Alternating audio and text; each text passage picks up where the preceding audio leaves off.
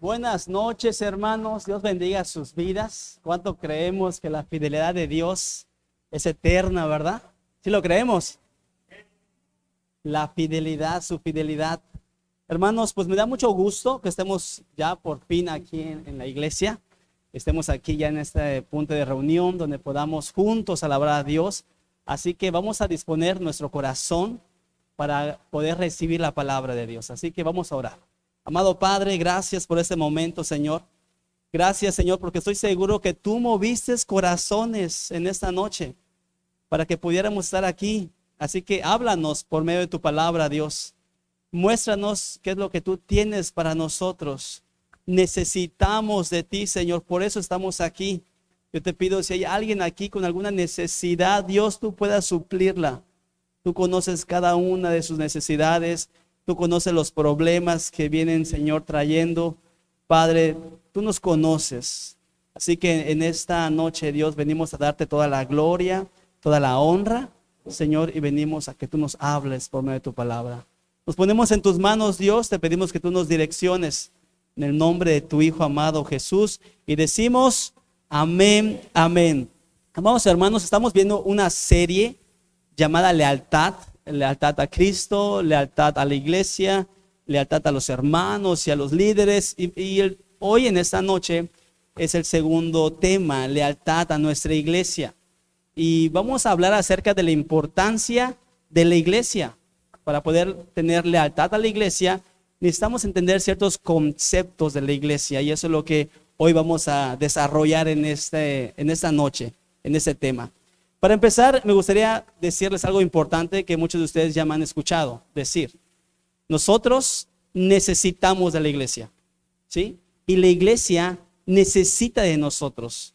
Fíjense que la iglesia, hermanos, es como un rompecabezas. Cada uno de nosotros somos una pieza de ese hermoso rompecabezas. Y cuando alguien falta en su iglesia, ¿qué pasa con ese rompecabezas? No está completo. Cada uno de nosotros somos importantes. Es más, muchos de ustedes conocen los Legos, ¿verdad? ¿Qué podríamos hacer con un Lego solo? ¿Qué se hace con un solo Lego? No se hace nada. Los Legos funcionan cuando son en conjunto, cuando son muchos. Y así es la iglesia. La iglesia así funciona, como un rompecabezas o como un conjunto de Legos para formar grandes proyectos. Así que es importante que entendamos eso. ¿Por qué, pastor? Porque la iglesia, amados hermanos, es uno de los medios para que nosotros conozcamos de Dios. Antes de conocer yo a Dios, conocí a un miembro de la iglesia. Alguien fue a mi casa, me presentó el plan del evangelio, me presentó a Dios y luego me presentó a la iglesia. El primero que conocemos es a la iglesia. Por eso tiene mucha relevancia, tiene mucha importancia la iglesia. Muchas veces queremos excusarnos, a veces decimos o escuchamos personas decir que no necesitan ir a la iglesia. Muchos de nosotros hemos escuchado a personas decir, yo no necesito ir a la iglesia. Es más, dicen así, Dios está en todas partes, no necesitamos la iglesia. Y realmente esa es una verdadera falacia. Falacia quiere decir mentira. Y verán lo que dice la palabra de Dios con referencia a lo que les estoy diciendo. Mateo 18:20. Dice así, porque donde están dos o tres, ¿cuál es la palabra clave? Ahí está. Necesitamos congregarnos donde están dos o tres o más en el nombre de Cristo. Dice que ahí, ¿qué? Ahí está el Señor. Sí, en la iglesia está el Señor, no en su casa, no en el... O sea, Dios es el creador y su gloria está en todas partes. Pero el Señor nos invita por medio de la palabra a que nos congreguemos. ¿Para qué, pastor? Para estar en medio de nosotros. ¿Cuántos creemos que hoy Dios está aquí? ¿Saben que yo cuando me subo a predicar, sé que el Señor está sentado en una de las sillas? Y las piernas me tiemblan, hermanos. ¿Sí? ¿Por qué? Porque tengo que decir lo que Él quiere que yo les diga a ustedes. No puedo decir ni una mentira, ¿verdad? No puedo malinterpretar un texto. Tengo que investigar correctamente, pedirle mucha iluminación al Señor, porque ya está su revelación. Entonces yo quiero compartirlos a ustedes de una manera práctica, sencilla. y con mucho amor. La importancia de la iglesia, hermanos, poder ser leales a la iglesia, poder ser fieles a la iglesia. El Señor quiere eso, está interesado en eso. Vean lo que dice Pablo a Timoteo con el tema de la importancia de la iglesia y poder serles leal, poder ser fieles. Dice así la palabra: por si acaso no llego a tiempo. Sí, Pablo le dice a Timoteo, por si no llego a tiempo. Pablo llegaba tarde al templo, ¿será que no llegaba puntual? No, ¿verdad? Se refería a otras regiones. Entonces, ellos estaban en diferentes lugares, se transportaban en barcos, y dice Pablo, en caso de que yo no llegue a tiempo, así sabrás cómo debemos, ¿qué?, comportarnos los que pertenecemos a la iglesia, que es la familia de Dios vivo. Sí, cuando usted pisa un pie a ese lugar, cuando usted recibe la palabra, cuando usted recibe al Señor Jesucristo como su único y suficiente Salvador, usted pasa a ser de la familia de Dios. Eso es un punto muy importante. Y Dios quiere que usted sepa cómo debe de comportarse. Es un punto muy importante. ¿Cómo debemos de comportarnos en la iglesia? ¿Qué es la familia de Dios viviente? La iglesia sostiene y defiende la verdad. Eso es la iglesia, la que sostiene y defiende la verdad. Y la verdad es que por medio de Cristo nosotros somos parte de la familia de Dios. Porque Él dijo que Él es el camino, la verdad y la vida, y nadie va a llegar con el Padre si no es por medio de Él. Y nosotros defendemos esa verdad, de que solamente por medio de Cristo usted pasa a ser parte de la familia de Dios vivo. Y a raíz de eso vamos a poder comprender la lealtad a la iglesia, la fidelidad a la iglesia.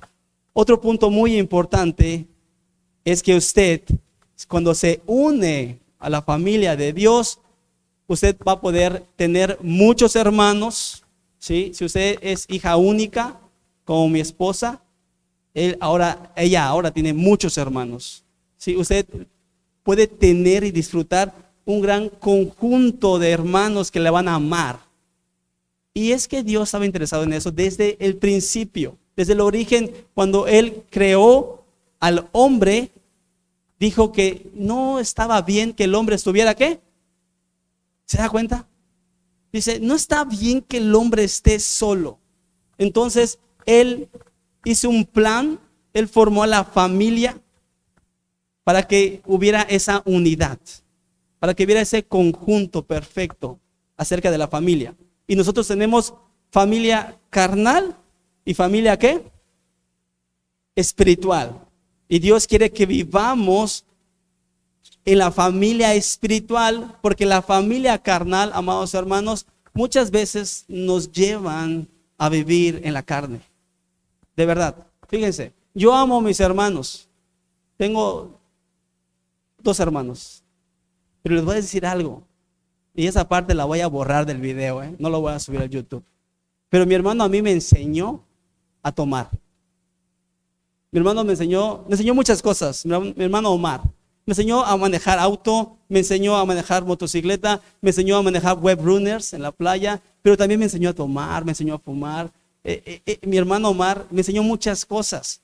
Y la familia carnal muchas veces nos va a llevar a eso, a cosas, ¿qué?, carnales. No falta el primo que te dice, oye, vamos a la fiesta, te invito a una, ¿qué sucede? Entonces, comúnmente la familia es buena, sí, es nuestra familia, pero a veces viven en la carne y muchas veces te pueden arrastrar a eso, a vivir en la carne. ¿Qué tenemos que hacer? Alcanzarlos para Cristo. Si ya el Señor nos ha llamado a nosotros, hay que compartirles el evangelio y hay que amarlos y traerlos a los pies de Cristo. ¿Para qué, pastor? Para que vivan espiritualmente. Vean lo que dice 1 de Juan capítulo 2 versículo 16. Porque todo lo que hay en el mundo, la pasión de la carne, la pasión de los ojos y la arrogancia de la vida, no proviene del Padre, sino proviene ¿de quién? Del mundo.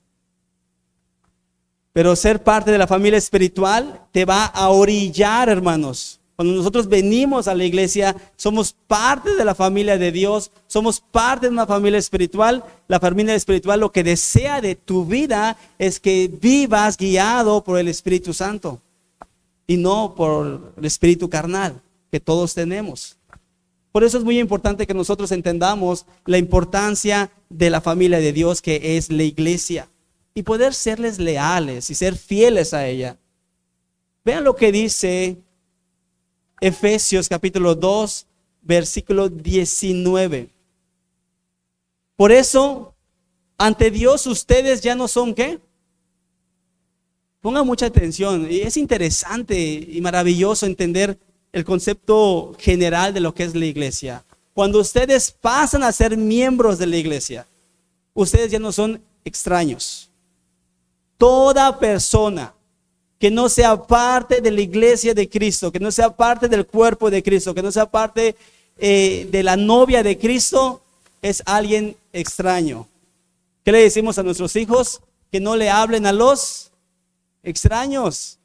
Pero cuando usted conoce del Señor, cuando usted se acerca a la iglesia de Cristo, usted ya no es extraño para Dios.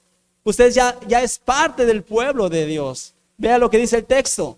Por eso, ante Dios ustedes ya no son extraños, al contrario, ahora forman parte de su pueblo. Ahora forman parte de su pueblo y tienen todos los derechos. Ahora son de la familia de Dios. ¿Se dan cuenta lo maravilloso que es? Estamos en una familia espiritual. Somos parte de la familia de Dios. Por eso es que necesitamos serle fieles a la iglesia y ser leales a la iglesia. Ahora, hay algo interesante en ese mismo texto. Dice así: ahora forman parte de su pueblo. Y yo sé que quizás ustedes están en su pueblo, ¿verdad? Y disfrutan mucho. Yo disfruto mucho Izamal. Antier vino visita, los llevé al parque, los llevé a las pirámides, al convento. Y yo presumiendo Izamal, ¿verdad? Y ellos maravillados. Y Dios quiere eso en ustedes. Que cuando vengan a la iglesia puedan disfrutar. Que ustedes vivan esa experiencia como si estuvieran en su pueblo. Imagínense yo en mi pueblo, nadando en el mar, en las hermosas playas de Cancún. ¿Cómo me sentiría? Feliz, ¿verdad? Alegre, contento. Eso es lo que Dios quiere que experimentemos cuando venimos a la iglesia. Cuando venimos a ese lugar, Dios quiere que vengamos felices. Y si no estabas feliz, que tú salgas feliz y gozoso. Si tú estabas con problemas, que tú salgas sabiendo que Dios tiene todo bajo control. Que Él tiene sus problemas en sus manos y que Él te va a dar la solución. Eso es lo que Dios quiere, que experimentemos cuando dice el texto. Ahora forman parte de su pueblo y esa sensación de estar en un lugar bonito, en un lugar de familia, es lo que Dios quiere que estemos. Ahora bien, otro punto importante también dice el texto, que ahora tenemos derechos, tenemos parte de Dios. Cada uno de nosotros tenemos esos derechos. ¿Cuáles derechos, pastor? El mismo texto nos dice, el derecho de ser de la familia de Dios o de pertenecer a la familia de Dios. Usted ya no es extraño, usted ya no es una criatura en el mundo como las aves, como el árbol, como qué sé yo. Usted ya no es extraño, usted ya no es una criatura. Ahora usted pasa a ser hijo de Dios o hija de Dios. Y eso es maravilloso. Es poder saber que nosotros tenemos ese derecho. Incluso, ¿qué dice Juan 1:12? El que recibe, el que cree, el Señor le da el derecho de ser hijo de Dios. Son derechos y beneficios que tenemos como iglesia. Por eso debemos de mantener nuestra lealtad a la iglesia. Este texto habla de un contexto acerca de los romanos, de los griegos, de los judíos, de los gentiles. Había división. Y Dios lo que quiere es unificar solamente un pueblo. Ya no hay extranjeros, ya no hay griegos, ya no hay judíos, solamente hay un solo pueblo. Dios siempre ha estado interesado en la unidad. Dios no ha estado interesado en que nosotros andemos separados, solos. No, es importante que seamos parte de la iglesia y de la familia. Para eso está la iglesia.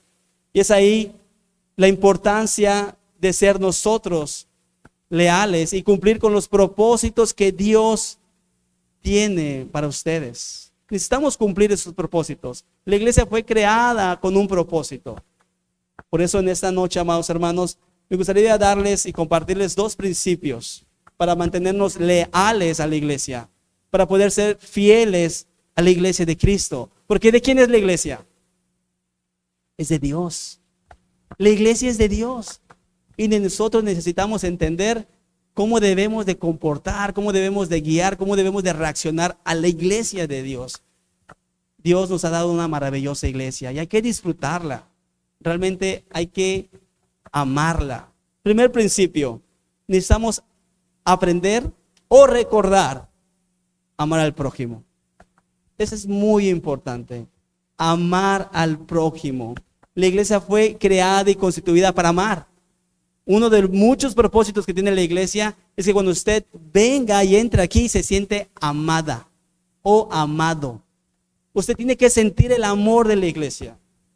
¿Sí? El hecho de que usted regrese y vuelva otra vez, eso quiere decir que usted sintió el amor de Dios en su vida. Nosotros crecimos en una iglesia donde nos amábamos. Ahorita ya no se puede abrazar, ya no se puede besar. Pero ustedes saben que cuando yo vine, ¿qué hacía? Los abrazaba y los besaba, ¿verdad? Y muchos no estaban acostumbrados, así como que tenían hasta miedo. Y yo, hola hermana, hola hermano, ¿cómo está? Y les apretaba porque ese modo fue el que nosotros crecimos. Una iglesia donde se pueda transmitir el amor. Ese es el objetivo principal de la iglesia. Poder compartir amor, amar al prójimo. Es un requisito fundamental. Incluso, hermanos, es parte de nuestra filosofía. Amar al prójimo como a ti mismo. Lo dijo Jesús. Pero para eso debemos amarnos primero nosotros, ¿verdad? No podemos amar a alguien más si nosotros no nos amamos primero. Pero amar al prójimo, amados hermanos, es un gran reto. Amar al prójimo es un gran reto. Jesús cuando dijo que amemos al prójimo es porque estaban viviendo momentos difíciles. Habían conflictos. Por eso es que Jesús dijo, amen a Dios y amen al prójimo. Pero Jesús también dio la clave. ¿Cuál es la clave, pastor? Vean, vamos a ver Marcos capítulo 12, versículo 28 al 34, para poder entender este primer principio. Dice así el texto: al ver que Jesús les había contestado bien, uno de los maestros de la ley que los había oído discutir, ¿sí?, se acercó a él y le preguntó, ¿cuál es el primero de todos los mandamientos?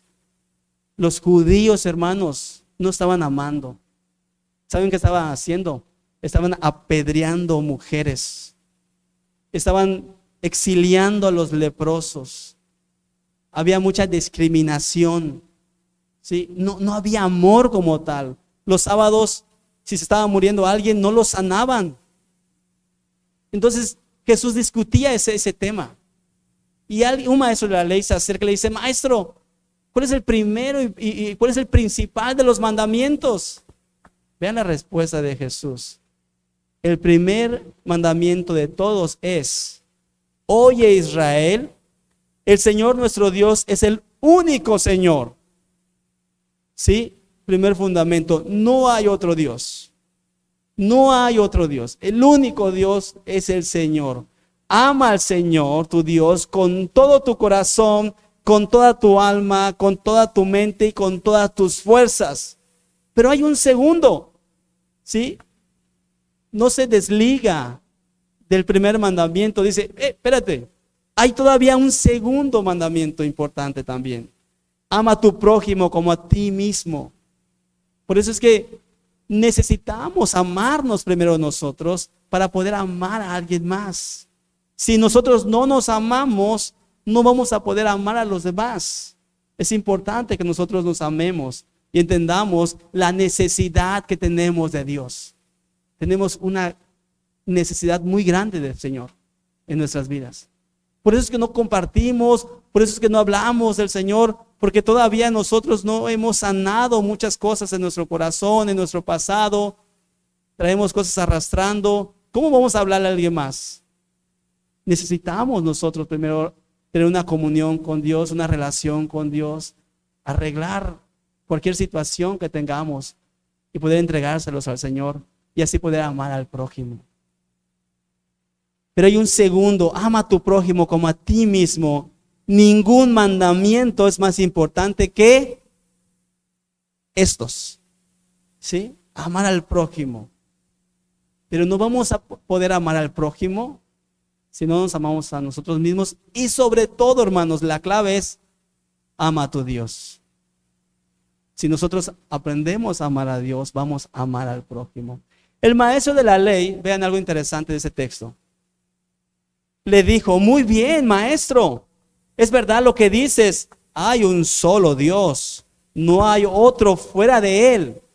Y amar a Dios con todo el corazón, con todo el entendimiento y con todas las fuerzas, y amar al prójimo como a uno mismo, vale más que todos los holocaustos y todos los sacrificios que se queman en el altar.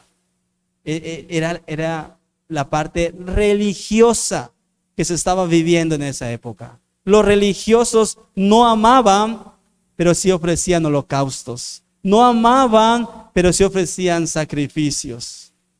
Y este maestro de la ley entiende el concepto. Entiende bien claro lo que el Señor decía. Y le dice: tienes razón. Vale más que cualquier cosa, que cualquier sacrificio, que cualquier holocausto. Al ver la respuesta a Jesús de ese maestro de la ley, que le había dado o contestado con un buen sentido, le dijo: ¿no estás lejos de dónde? Eso me da a entender algo. Si yo amo al prójimo, ¿me permite estar cerca de qué? Del reino de Dios. Si yo amo a Dios, me permite estar cerca del reino de Dios. Si amamos al prójimo, nos va a permitir estar cerca del reino de Dios. Amar al prójimo, hermanos, nos acerca al reino de Dios. Qué maravilloso principio. Por eso es importante que entendamos o recordemos, porque a veces se nos olvidan esos principios. No podemos decir que amamos a Dios, pero no amamos a los hijos de Dios. No podemos decir eso: sí, Señor, yo te amo, pero yo no quiero ir a la iglesia. Eso no puede ser. No encaja en lo que la palabra de Dios nos dice. Señor, yo te amo, pero Dios, yo no amo al hermano, no amo a la hermana, no amo a mi vecino, no amo, porque el prójimo puede ser cualquier persona. Necesitamos entender ese concepto y vea este texto maravilloso. Primera de Juan, capítulo 4, versículo 19-21. Nosotros amamos porque Él nos amó primero. ¿Sí? Si hay amor en nosotros es porque Dios nos amó primero. Si alguien afirma: yo amo a Dios, pero odia a su hermano, es un... Sí, no lo digo yo, lo dice la palabra de Dios. Necesitamos amar al prójimo. No puede haber cabida para el odio en nosotros. No puede haber cabida para el rencor en nuestras vidas, en nuestro corazón. ¿Sí? Enójate, está bien, es un estado natural del ser humano. Todos nos enojamos. Pero no puede haber rencor, ira, resentimiento. Tenemos que amarnos y amar al prójimo, amar a tu primo, a tu prima, a tu suegra, a tu suegro, a tu cuñado, qué sé yo. El prójimo puede ser cualquier persona, porque si tú afirmas amar a Dios, tienes que comprobarlo amando al prójimo. Es muy importante esto. De lo contrario, dice el Señor, somos unos mentirosos. Pues el que no ama a su hermano, a quien ha visto, al que lo ve todos los días, no puede amar a Dios, a quien no lo ha visto. ¿Sí? Usa la lógica, el texto. ¿Cómo vas a decir que amas a tu hermano que todos los días lo ves y no lo amas? Imagínate a Dios que no lo ves. Y Él nos ha dado este mandamiento. ¿Quién nos ha dado el mandamiento? Dios. Él nos ha dado este mandamiento, este principio. No es que se me haya ocurrido, no es que yo lo haya inventado, no. Él nos ha dado este mandamiento. El que ama a Dios, ame también ¿a quién?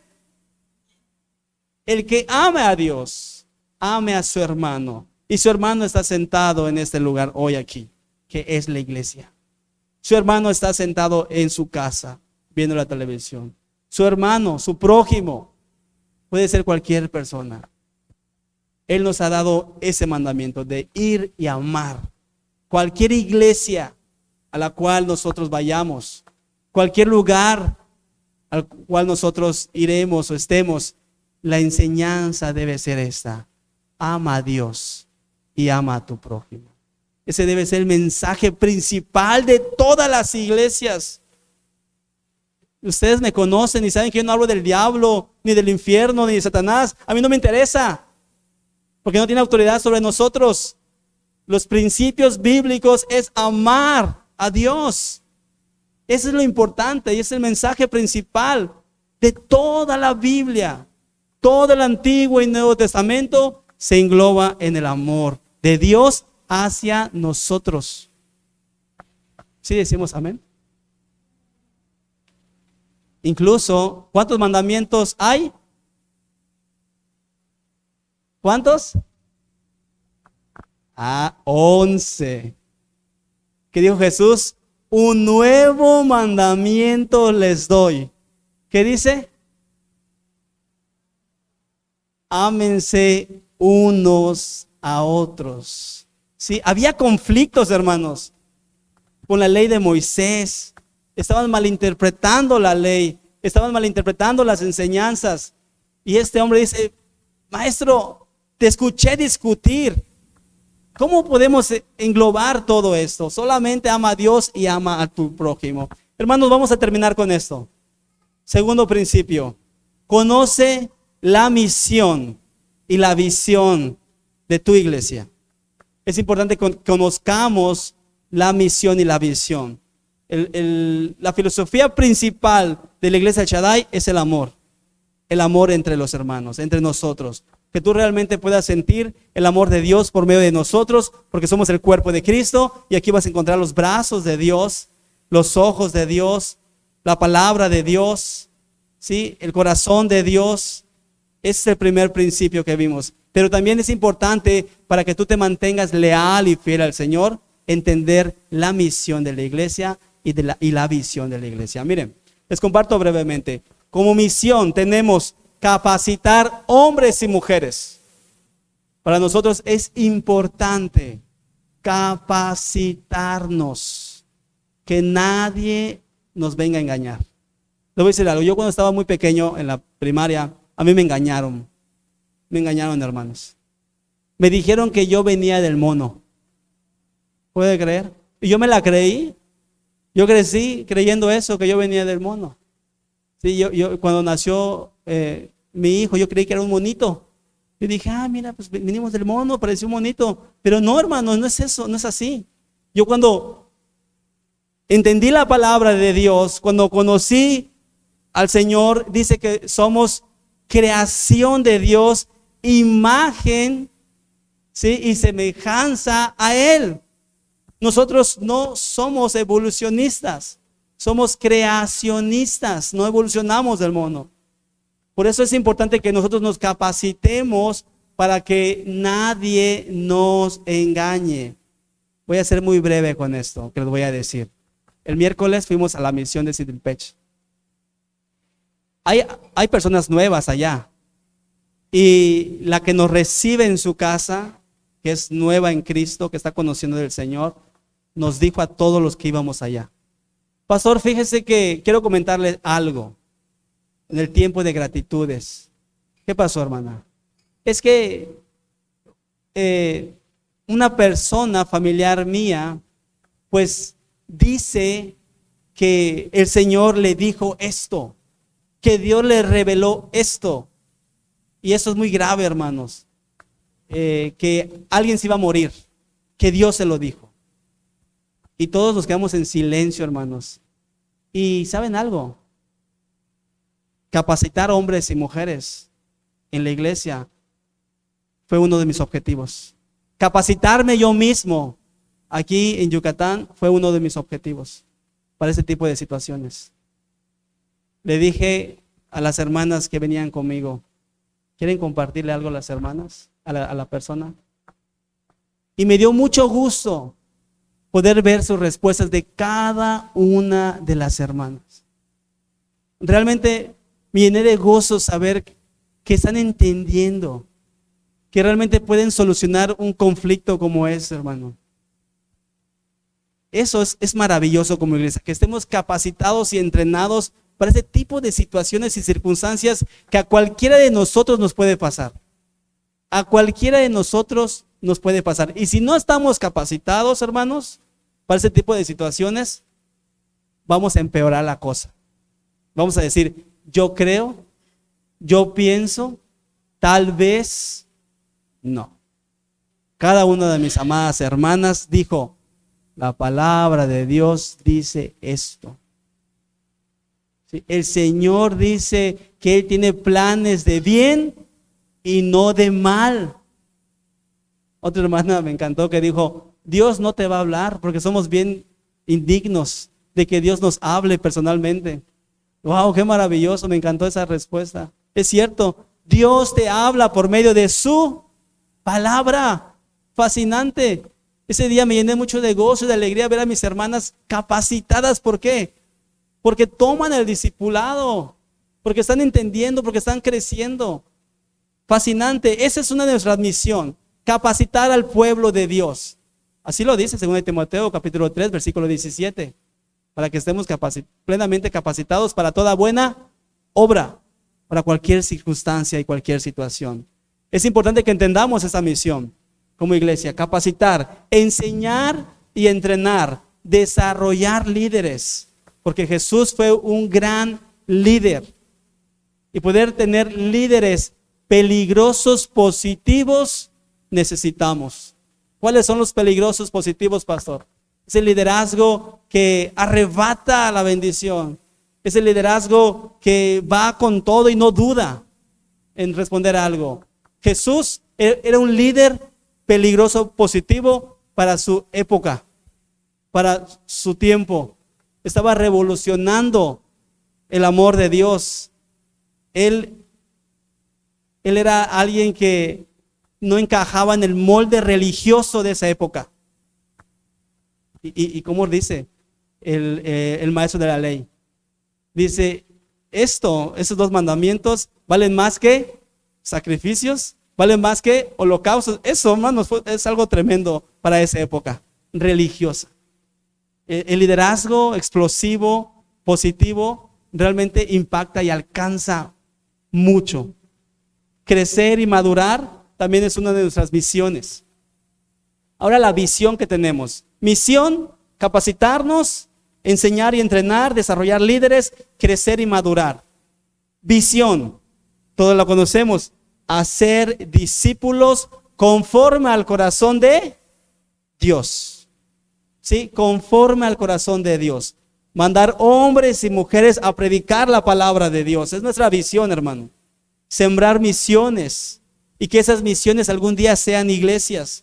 Formar misioneras, formar misioneros, predicadores, predicadoras, pastores, evangelistas. Esa es nuestra visión como iglesia. Realmente tenemos mucho que dar y ustedes son parte clave de la iglesia. Su lealtad a la iglesia es fundamental. Servir y obedecer la palabra de Dios. Tenemos la firme intención de que usted sea alguien capacitado para cualquier buena obra. No solamente en la iglesia. Usted puede aplicar esos principios en su trabajo, en su familia, en su hogar, en cualquier lugar. Tenemos esa firme convicción de que usted se desarrolle. Nos gustaría que cada uno de nosotros desarrollemos esas áreas en las cuales Dios quiere usarnos. Todos tenemos talentos, todos tenemos dones. El único lugar donde usted va a desarrollar sus talentos Y sus dones, ¿sabe dónde es? En la iglesia.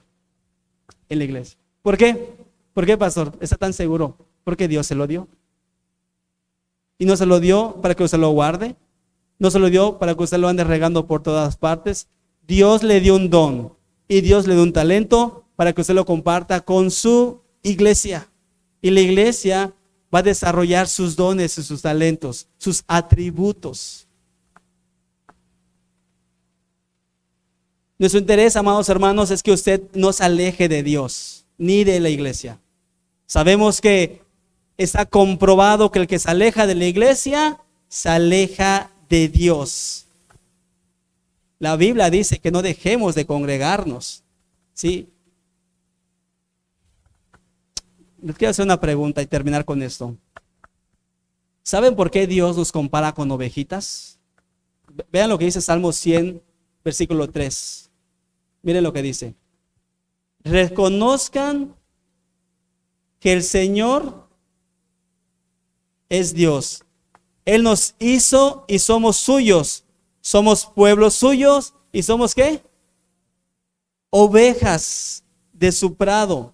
¿Saben por qué Dios nos compara con ovejitas, con ovejas? ¿Alguien me dice cuál es el método de defensa de la oveja? ¿O qué elemento tiene para defenderse la oveja? Usted imagínese que aquí hay una oveja y que corre peligro. ¿Cómo se va a defender esa oveja? ¿Tiene cuernos? ¿Tiene garras? Así para que se defienda con las garras. ¿Tiene dientes filosos? ¿Tiene mucha velocidad? Es torpe. ¿Tiene fuerza? Entonces, ¿cuál es su método de protección de la oveja? ¿Por qué Dios nos ilustra, nos compara con una oveja? ¿Saben cuál es su método de protección? La unidad. Ellas deben de mantenerse unidas cuando hay peligro. ¿Saben qué hacen? Se protegen. Ellas se unen y se protegen. Pero también se mantienen cerca del pastor. La vida de cada una de las ovejas dependen del pastor y de la unidad que ellas mantengan. Es importante que nosotros nos mantengamos fieles a la iglesia.